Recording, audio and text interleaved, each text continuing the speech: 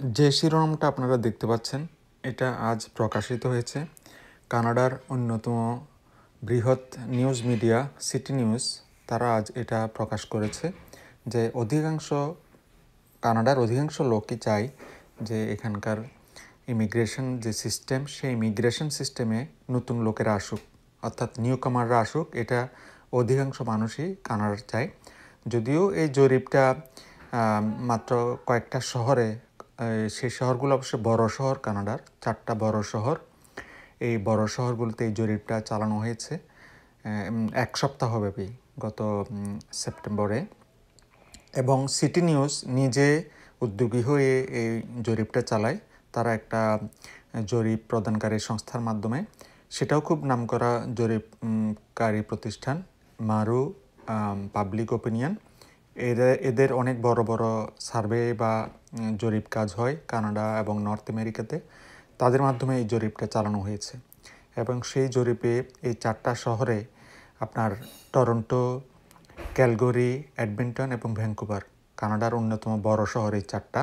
এই 4টা শহরে তারা প্রায় 1800 লোকের সাথে কথা বলেছে এবং কথা বলে তাদের মতামত নিয়েছে।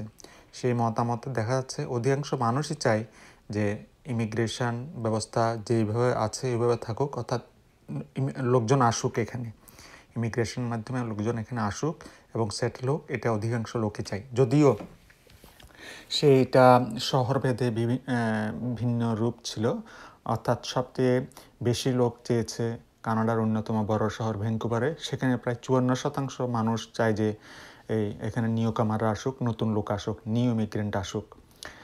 এরপরে আছে 49%, অর্থাৎ 49%, সেটা আমাদের এই টরন্টো সিটিতে এবং ক্যালগরিতে। ক্যালগরি একটা বড় শহর আলবার্টার ওইদিকে। এবং 48% লোক মনে করে যে নতুন নিউ কামার এখানে আসা প্রয়োজন, সেটা এডমন্টন সিটি। যদিও এই 4টা বড় শহরের 22% লোক মনে করে যে নতুন যারা আসছে এখানে তারা কানাডার অর্থনীতিতে তেমন একটা অবদান রাখতে পারছে না এবং এই আসার দরজাটা অবিলম্বে বন্ধ করে দেওয়া উচিত এবং সেটা যেন ভবিষ্যতেও সেটা হয়, এরকম মত দিয়েছে প্রায় 22% লোক কানাডাতে বিভিন্ন ইমিগ্রেশন সিস্টেমের মাধ্যমে নিউ কামাররা এখানে আসে এবং সেটেল করে। তার মধ্যে 5টা হচ্ছে খুব জনপ্রিয় তাদের সার্ভে অনুযায়ী। সেই 5টা হচ্ছে ইকোনমিক ইমিগ্রেন্টস, যারা ইকোনমিক ক্যাটাগরিতে এখানে আসে। এরপর আছে স্পন্সর্ড ফ্যামিলি ক্লাস, ফ্যামিলি ক্লাসের মাধ্যমে যারা স্পন্সর করে এখানে লোকজন আনে সেটা। তারপর হচ্ছে ইন্টারন্যাশনাল স্টুডেন্টস, এটা কানাডার একটা অন্যতম প্রধান ওয়ে যে পড়াশোনা করতে এসে অনেকে এখানে পার্মানেন্ট রেসিডেন্ট হয় এবং ইন্টারন্যাশনাল স্টুডেন্টরা কানাডার ইমিগ্রেশনের একটা অন্যতম বড় প্রতিপাদ্য বিষয় বা এলিমেন্ট।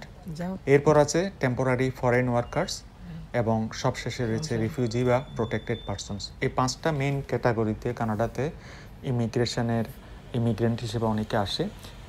জরিপে অংশগ্রহণকারী প্রায় 45% লোক এই 5টা ক্যাটাগরির মাধ্যমে লোকজন আনার পক্ষে হলেও তারা চাচ্ছে যে আগামী 2 বছর সেটা একটু কমিয়ে আনা হোক। যদিও তারা চিরতরে এই ইমিগ্রেশন সিস্টেম বা নিউ কামারদের আনার যে একটা কানাডা সরকারের উদ্যোগ সেটা একেবারে বন্ধ করার পক্ষপাতী না। তারা এই 5টা ক্যাটাগরির মধ্যে আবার ভাগ করেছে যে কোন ক্যাটাগরিতে কত মানুষ আসলে চাচ্ছে এখানে আনতে। তো সবচেয়ে উপরে আছে ইন্টারন্যাশনাল স্টুডেন্টস, প্রায় 49% লোক মনে করে যে এই ক্যাটাগরিতে বেশি লোক আনা প্রয়োজন।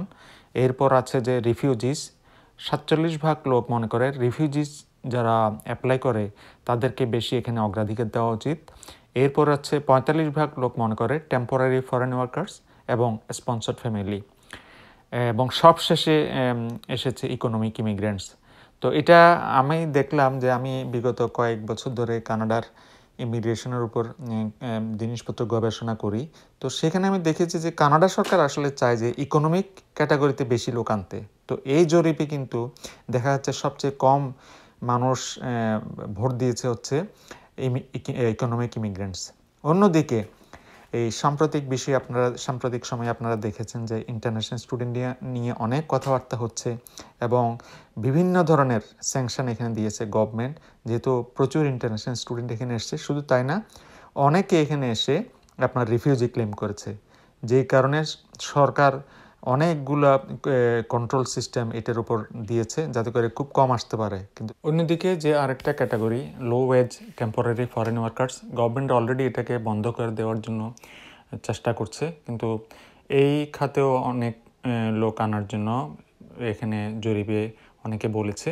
সেটা যা হোক, ভবিষ্যতে কী হবে সেটা গভর্নমেন্ট দেখবে। সিটি নিউজ এমন এক সময়ে এই জরিপটা বের করলো যখন গভর্নমেন্ট আসলে ইমিগ্রেশনের উপরে বিভিন্ন ধরনের নিয়ম এবং রেগুলেশনস চালু করতে যাচ্ছে।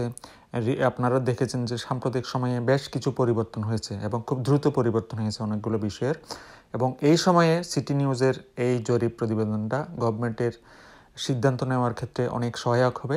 বিশেষ করে যে মানুষের মতামতগুলো সেগুলো তারা তাদের পলিসিতে অ্যাডজাস্ট করতে পারবে, এবং তারই পরিপ্রেক্ষিতে হয়তো ভবিষ্যতে গভর্নমেন্টের পক্ষ থেকে আরও কিছু নতুন অ্যানাউন্সমেন্ট বা ঘোষণা আসতে পারে।